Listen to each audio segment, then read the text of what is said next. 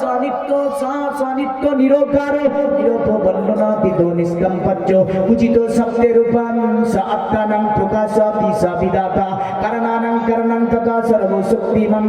এমন করে আমার আল্লাহকে বোঝাতে গিয়ে বলল, আল্লাহ তিনি যাকে শব্দ দিয়ে বোঝানো যায় না, আল্লাহ তিনি তাকে কোনো রূপে আনা যায় না, আল্লাহর ছবি আঁকা যায় না, আল্লাহর কখনো মূর্তি তৈরি হয় না, আল্লাহকে পৃথিবীর জমিনে কোনো ভাষা দিয়ে বোঝানো যায় না।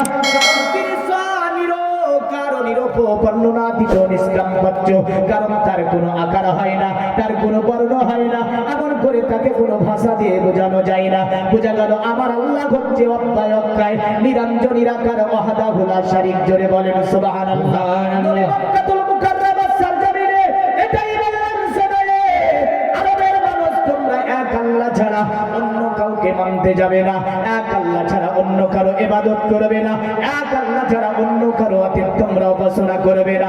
চতুর্দিকে মানুষ মুহাম্মদকে এত ভালোবাসতো, সকলে বলতো আল আমিন বলে আমার নবীকে ডাক দিত। নবী আমার যখন বললেন শোনো আল্লাহ ছাড়া অন্য কাউকে মানবে না, ওই সময় আমার নবীকে যারা আমার নবীর বিরুদ্ধে যারা বহু কথা বলতে লাগলো, এ মুহাম্মদ এটা কেমন করে বলো তুমি, এর আল্লাহ ছাড়া অন্য কাউকে মানা যাবে না। আমার নবী বলল দেখো এই যে সূর্য পূর্বে উঠে পশ্চিমে ডুবে যায়, এটাকে যিনি চালনা করে উনি কখনো তার কখনো দ্বিতীয় হয় না। যদি তা দ্বিতীয় হতো তাহলে একদিন বলতো আমি এবার পশ্চিমে উঠাবো আর পূর্বের দিকে সূর্যকে ডুবাবো। আল্লাহ আল্লাহকে ঝামেলা হতো, প্রাকৃতিক চালনে নিয়ে ঝামেলা হতো। এমন করে 12টা কক্ষপথে সূর্য চন্দ্র উল্কা রাশিগুলো চলছে, আমার নবী বলল জীবনে কোনোদিন ঝামেলা হয়নি। মেঘ থেকে পানি বর্ষণ করা নিয়ে জীবনে কোনোদিন ঝামেলা হয়নি। আল্লাহ যদি 2টি 5টা 7টা 8টা 9টা 10টা হতো তাহলে আপনার কি হতো? আমাদের কেউ লাখের পূজা দেয়, লাখকে বলতো শুনে রেখে দিলাম আজকে আমার বাড়িতে কন্যার বিয়ে আছে, আজকে যেন বৃষ্টি না হয়। আর যার জমিতে সেচ লাগবে, উজ্জার যে পূজা করতো উজ্জাকে বলতে রে উজ্জা আমি তোর সম্মুখে পূজা দিলাম যাতে আজ বৃষ্টি বর্ষণ হয়। উজ্জা বলতো বৃষ্টি হবে, আর লাখ বলতো বৃষ্টি হবে না। তাহলে মারামারি লাগতো না লাগতো না? বোঝা যায় যে মেঘ থেকে পানি যিনি বর্ষণ করে তিনি আপনার দ্বিতীয় হয় না। এমন করে সূর্য যিনি চালনা করে, এমন করে আপনার ওই যে চাঁদ আপন কক্ষপথে চলছে, উল্কা রাশিগুলি বিলবিল বিলবিল করে আসমান থেকে আমাদেরকে কি দিচ্ছে, লাইট দিচ্ছে। এমন করে পৃথিবীতে প্রাকৃতিক নিয়ম আপন ভাবে যেইভাবে চলছে, এগুলোকে তিনি আপনার চালনা করে, এগুলোকে তিনি আপনার চালনা করে তিনি এক, এতে কোনো সন্দেহ নাই। আমার আল্লাহ তাই বলে আল্লাহু আহাদ আল্লাহুস সামাদ লাম ইয়ালিদ ওয়া লাম ইউলাদ ওয়া লাম ইয়াকুল লাহু কুফুয়ান আহাদ। এই সূরাটার নাম কি? সূরা ইখলাস। এর আরেকটা হাদিসে নাম আছে সূরা নাজাত। কি নাম? সূরা নাজাত। এই সূরাটা 3 বার পড়লে একটা কোরআন খতমের নেকি। এই জোরে বলবেন না? হ্যাঁ বলে মওলানা বেদ বলো, বেদ বলো। ইনশাআল্লাহ বেদ দেখেন একটা মাসালা বলে যায়। বেদ বলতে গিয়ে বহু বেদবি করতে হয় আমাদের। যত মুক্তি আছে সব জিজ্ঞাসা করেন। কারণটা হচ্ছে মন্ত্রের মধ্যে অনেক শিরকি কালাম আছে আল্লাহ কি, সেই শিরকি কালামটা আমাদের জবান থেকে বের করতে হয়, কিন্তু জাতি যেটা চায় তাই বলতে হয়, কিন্তু আমাদেরকে তো বোঝাতেও হবে। কিন্তু কোরআন এমন একটা মহান কিতাব যে এই কিতাবটা যে পড়লাম, অনেকে জানে না এই সূরা ইখলাস, জানে গো? একটু সকলে পড়বেন আমার সঙ্গে। আউযু বিল্লাহি মিনাশ শাইতানির রাজিম বিসমিল্লাহির রহমানির রহিম কুল হুয়াল্লাহু আহাদ আল্লাহুস সামাদ লাম ইয়ালিদ ওয়া লাম ইউলাদ ওয়া লাম ইয়াকুল লাহু কুফুয়ান আহাদ। আমার আল্লাহ বলে হে নবী আপনি তাদেরকে বলে দিন আল্লাহ হচ্ছে এক।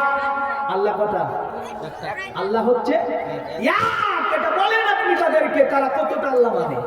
আপনি তাদেরকে বলেন আল্লাহ হচ্ছে এক। আমার নবী আল্লাহকে বলে আল্লাহ আমি যদি বলতে যাই ঝামেলা করবে, তুমি কেন বলে দাও না? আমার আল্লাহ বলে হাবিবি আমি আল্লাহ, আমাকে তো কেউ দেখতে পাবে না, আমি আল্লাহ আমার কথা কেউ শুনতে পাবে, শ্রবণ করতে পারবে না, আমি আল্লাহ কারো সম্মুখে দেখা দেব না। ও নবী যা কিছু প্রকাশ করবো আমি আল্লাহ আপনাকে সম্মুখে রেখে গো নবী, দয়া করে অতএব আপনি বলেন, আপনি কথা বলুন যে আল্লাহ এক। আমার নবী বলল আল্লাহ এক, বোঝা যাচ্ছে আল্লাহর কখনো দ্বিতীয় তৃতীয় হবে না। এই কারণে আপনার সনাতন ধর্মে অথর্ব বেদে একটা মন্ত্র এইভাবে রয়েছে, অথর্ব বেদে আছে য আত্মদা বলদা যস্য বিশ্ব যশশ্চায় মৃতম যস্য মৃত যস্য দেবা। পৃথিবীর জমিনে বলে এই বিশ্ব ভূমণ্ডলকে যিনি সৃষ্টি করেছেন তিনার উপাসনা করতে হবে। এই বিশ্ব ভূমণ্ডলকে কে সৃষ্টি করেছে? বলল তিনার সৃষ্টি যদি করতে পারিস তাহলে মৃত্যুর পরে তুই স্বর্গ লাভ করতে পারবি, মৃত্যুর পরে তুই স্বর্গে যেতে পারবি। আর যদি তার উপাসনা পূজা করতে না পারিস তাহলে মৃত্যুর পরে স্বর্গে তুই যেতে পারবি না। এমন করে আপনার গীতার মধ্যে বলল, শ্রীমদ্ ভগবত গীতায় বলল, পিতা হছিল কাশ্য চরাচরস্য তপস্য পূজাচ্য গুরুবরিয়ান না তৎসমহস্ত প্রতন্নয় হত্ত প্রতিম প্রভাব। আল্লাহ যিনি সকলের মালিক হচ্ছেন তিনি, আল্লাহ যিনি সকলের গুরু হচ্ছেন তিনি, আল্লাহ যিনি সকলের শিক্ষক হচ্ছেন তিনি।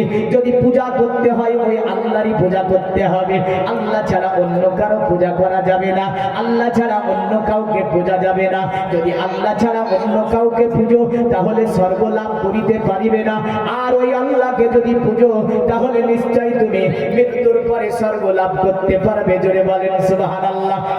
দুনিয়ার মধ্যে মুসলমান শুধু তাই নয়, দুনিয়ার জমিনে এই যে সনাতন ধর্মে চার ভাগে বিভক্ত হলো, এই আপনার খণ্ডে অথর্ব বেদ বা ঝগবেদে আপনার মন্ত্রটি এইভাবে রয়েছে।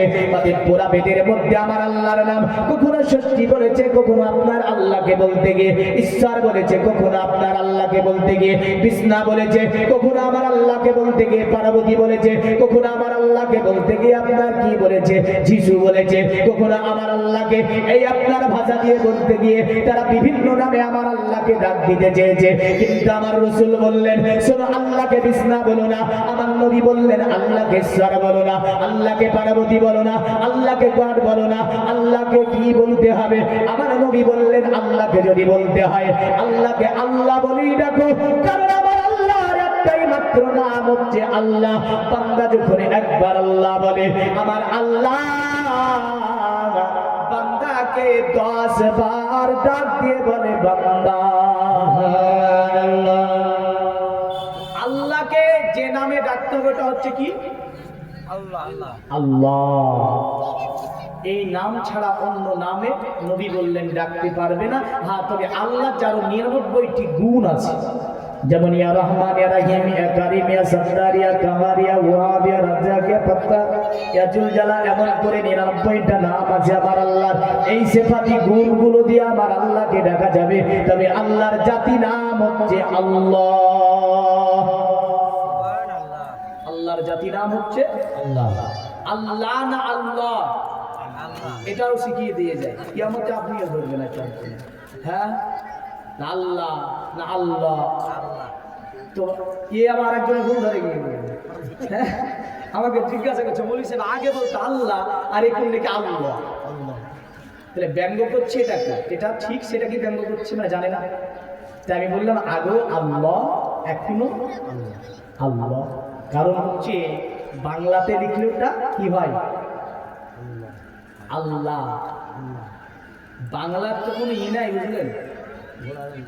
হ্যাঁ, এর গোড়া আগা নাই, পুরা জবানে জড়িয়ে চলে, মানে পুরা জবানে জড়িয়ে চলে। আর এই যে কত রকমের আছে বুঝলেন, আপনাদের এখানকার ভাষা আমাদের দিককার মানুষ বুঝতে পারে না। হ্যাঁ, আর আপনাদের কথার সঙ্গে আমাদের কথা মিলে না। মুর্শিদাবাদের কথা, যে মুর্শিদাবাদ আবার গিয়ে বুঝলেন বাংলাদেশ তো বাংলা বলে, তো কুচা খাবি না কি রে কি বলে, কি কি যে বলে ওরা বুঝলেন, ও বোঝা যায় না বলে। ওখান থেকে রাঢ়ী ভাষা, এই রাঢ় অঞ্চলের কিছু ভাষা আছে বুঝলেন, এরাও বাংলাই বলে। কিন্তু এরা যে আবার কি করে বলে বাংলাকে বলবে, আমাদের কথা শুনে ওরা কিছু কিছু হাসে। আমি রার অঞ্চলে গিয়েছি জলসার জন্য, একটা কুলিতে দাঁড়িয়েছি, কুলিতে দাঁড়িয়ে একজনকে পান নিলাম। পান নেওয়ার পরে আমাকে বেশ কোথায় বাড়ি আপনার, আপনার সঙ্গে কে, এমন একটা কথা জিজ্ঞাসা করেছিল।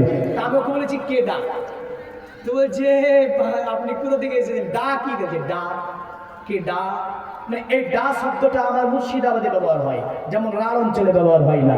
আপনাদের দিকে এমন এমন কিছু শব্দ যেটা আমাদের দিকে ব্যবহার হয় না, আপনাদের দিকে ব্যবহার হয়। কিন্তু মনে রাখবেন এই বাঙালি বহুত চালাক। কি যেমন চালাক বললেন, যেমন এর ভাষা তেড়াবেড়া কেড়াবেড়া ভাষা, তেমনই এ চালাক। আরে বাঙালি ভাবে যে না ওদের ভাষায় তেড়াবেড়া, না, ওদের ভাষায় 60 ভাষা।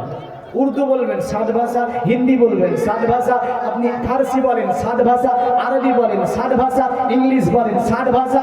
এ কেড়াবেড়া তেড়াবেড়া নাই, কিন্তু বাংলাতে প্রচুর তেড়াবেড়া কেড়াবেড়া।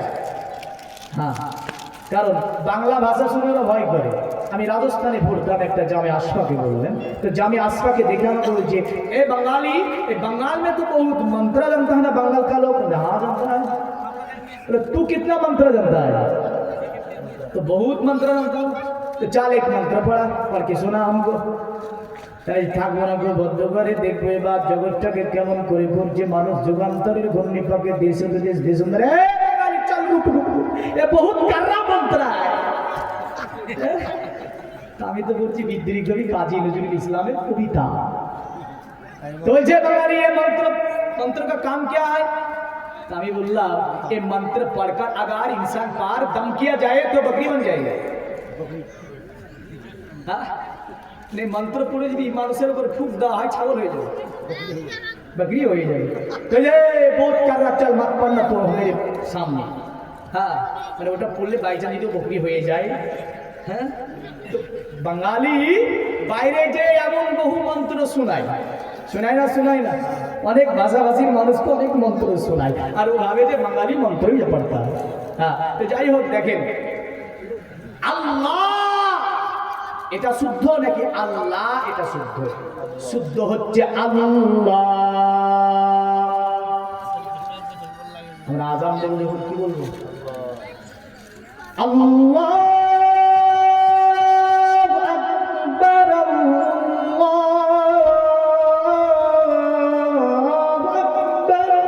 আল্লাহ।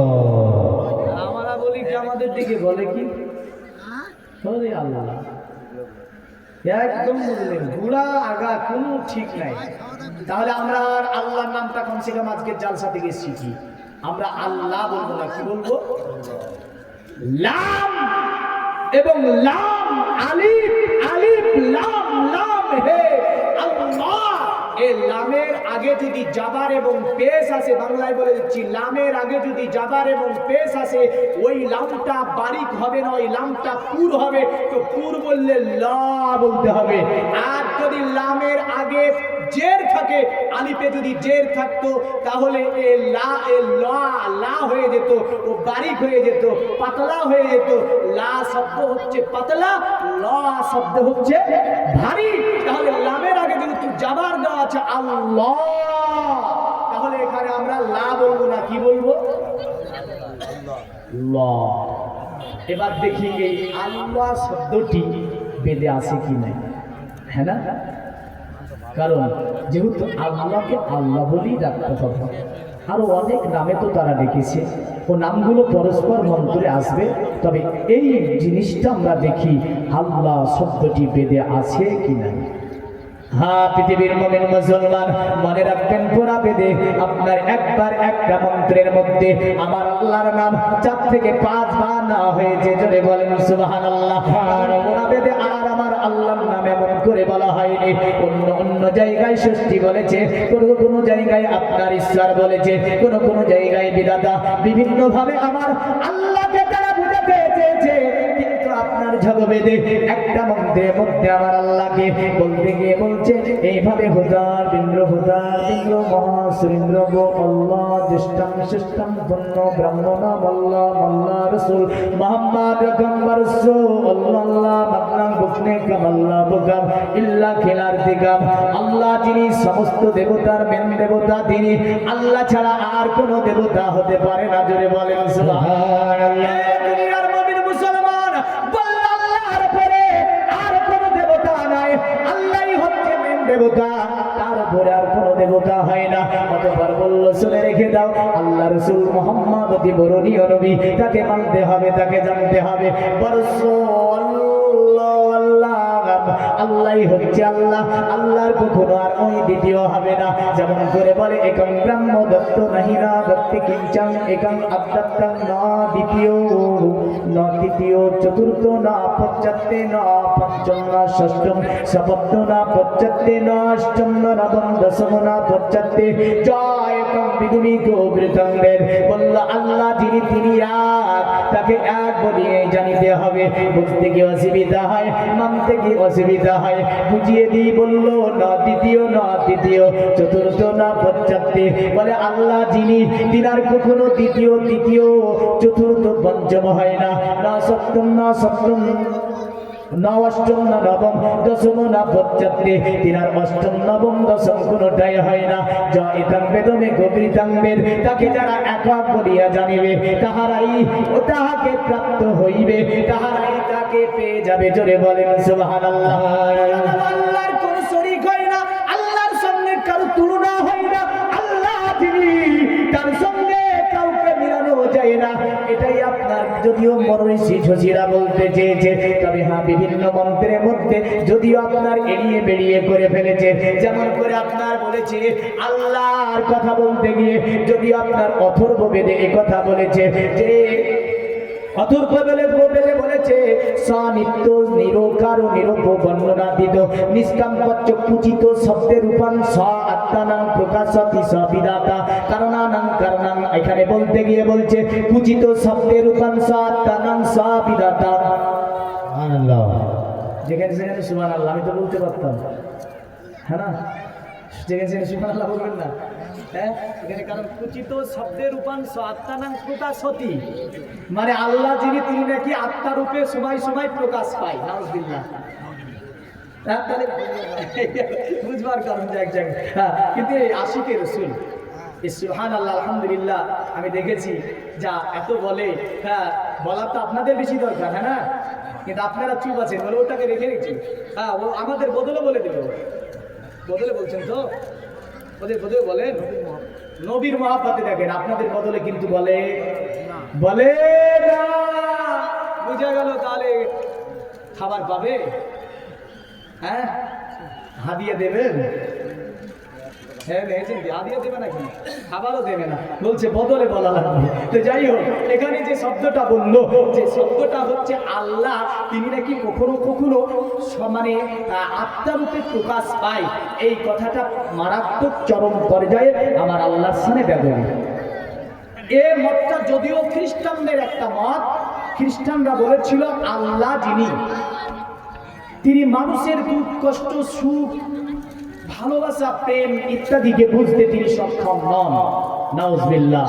তাই তিনি মেরির পেটে জন্ম নিলেন মানব রূপে, মানব রূপে জন্ম নিয়ে তিনি মানব কাছে বসবাস করে তিনি এটা বুঝলেন যে মানব প্রেম কেমন হতে পারে, মানব ভালোবাসা কেমন হতে পারে, মানব হয়ে মানবের সঙ্গে কেমন চলাফেরা করতে হয়, এটাকে বোঝানোর জন্য তিনি মেরির পেটে গড নাকি জন্ম নিল। বলুন নাউজুবিল্লাহ।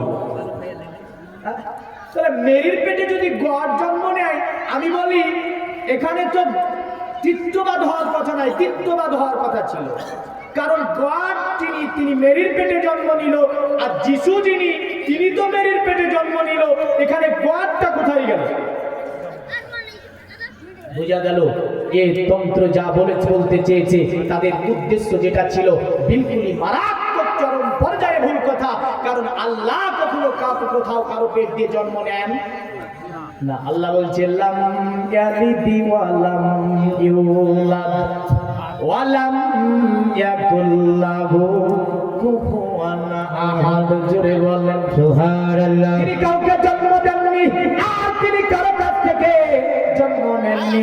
আমার আল্লাহ বলে, ওগো নবী বলে দেন, আমি কারো কাছ থেকে জন্ম নিইনি আর কাউকে আমি আল্লাহ পাক জন্ম দিইনি। বোঝা গেল আমার আল্লাহ দুনিয়ার জমিনে জন্ম থেকে পবিত্র। জোরে বলুন সুবহানাল্লাহ। এবার আসি আমার আল্লাহ সম্পর্কে আমরা যে মতগুলো জানলাম, এতে ক্লিয়ার বুঝতে পারছি যে আল্লাহ এক ছাড়া দ্বিতীয় হবে না। আল্লাহ একই হবে, তার দ্বিতীয় হবে না। এবার দেখেন, এই আল্লাহকে পেতে গেলে কিছু করা লাগবে না? লাগবে না? হ্যাঁ, লাগবে না? লাগবে। আমি যদিও আমাকে ওঠার আগে কয়েকটা টপিক একদিক থেকে পেয়েছি আর একদিক থেকে পেয়েছি, তবে একটা রুলস আছে, সেই রুলসই বলে যাব। দেখেন, আল্লাহকে কিসের মাধ্যমে পাওয়া যায়? একটা দিক হচ্ছে রাসূলুল্লাহ সম্মুখে সাহাবারা বসে আছে। কারা বসে আছে? আল্লাহর নবী বললেন, সাহাবীরা, এ সাহাবীরা, তোমরা কি কেউ আল্লাহকে রাজি করতে চাও? সাহাবীরা বলল, ইয়া রাসূলুল্লাহ, ইয়া হাবিবাল্লাহ, গো নবীজি, আল্লাহকে কে না রাজি করতে চায়? আল্লাহকে কে না খুশি করতে চায়? আমার নবী বলল, ওগো আমার সাহাবীরা, আল্লাহকে যদি রাজি করতে চাও, খুশি করতে চাও, বাড়ি চলে যাও। বাড়ি যাবার পরে নিজের বাপকে রাজি করে দাও, আমার আল্লাহ রাজি হবে। হাদিসটা বর্ণনা হয়েছে ইমাম বুখারী শরীফে বর্ণনা করেছে। জোরে বলেন সুবহানাল্লাহ। পৃথিবীর মুমিন মুসলমান, বর্তমান সমাজের অবস্থা যদি দেখতে যাই, দেখতে পাই বাবাকে আপনার সন্তান কোনো সম্মান করে না, মাকে ছেলে কোনো সম্মান, আপনার ছেলে মায়ের কোনো সম্মান করে না। আমরা বড়দের সম্মান করতে জানি না, বড়রা ছোটদের স্নেহ করতে জানে না। এটা শরীয়তের বিলকুল খেলাফ। আমার নবী বলল, সাহাবীরা, তোমরা যদি আল্লাহকে খুশি করতে যাও, বাড়ি যাবার পরে মাকে খুশি করে দাও, তোমরা তাহলে আল্লাহকে খুশি করে দেবে। জোরে বলেন সুবহানাল্লাহ। পৃথিবীর জমিনে আল্লাহর নবী দেখলেন মক্কাতুল মুকাররমা সরজমিনে এমন একটা যুগ ছিল, যে যুগে আপনার যদি কোনো পরিবারে সর্বপ্রথম কন্যা জন্ম নিয়েছে, আল্লাহর নবী দেখলেন তারা যেন মরুর প্রান্তরকে ঘুরে ওই ছোট ছোট কন্যাগুলোকে জিন্দা দাফন করে দিয়েছিল। শুধু তাই নয়, নারী, পৃথিবীর নারী, তোমাদের কোনো স্বাধীনতা সমাজে ছিল না। তোমাদেরকে পশুর মতো ব্যবহার করা হতো, তোমাদেরকে দাসী রূপে ব্যবহার করা হতো, তোমাদেরকে দাসী রূপে মানুষ ব্যবহার করে যেমন ইচ্ছা তেমন ভাবে চুরিয়ে ফেলে দিত। কিন্তু আল্লাহর নবী দুনিয়াতে আসলেন, আসার পরে বললে, এই প্রথার আমি অবসান ঘটাবো। দুনিয়ার জমিনে আমি রাসূলুল্লাহ নারীদের স্বাধীনতা ফিরে আনবো। দুনিয়ার জমিনে মানবকে মানব হিসাবে